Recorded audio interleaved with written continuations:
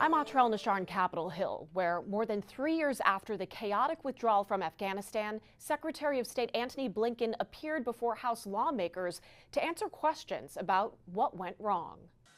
They were some of the darkest days of the Biden administration.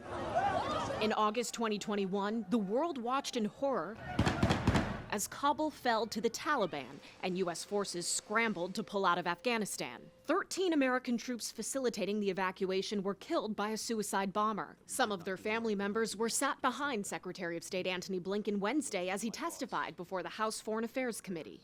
I wish that Nicole was here with us today. I'm deeply sorry that she's not.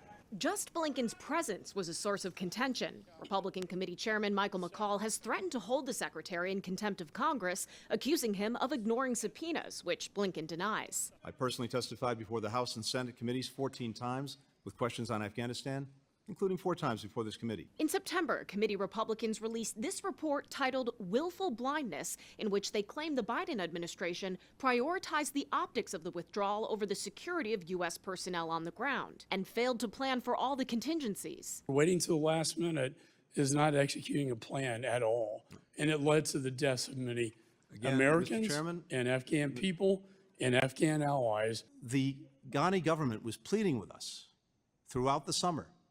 Don't engage in an evacuation.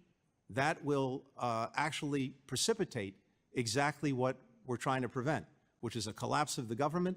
Democrats on the committee released their own report that aligns with Blinken's testimony that their hands were tied by the Doha agreement former President Trump made with the Taliban.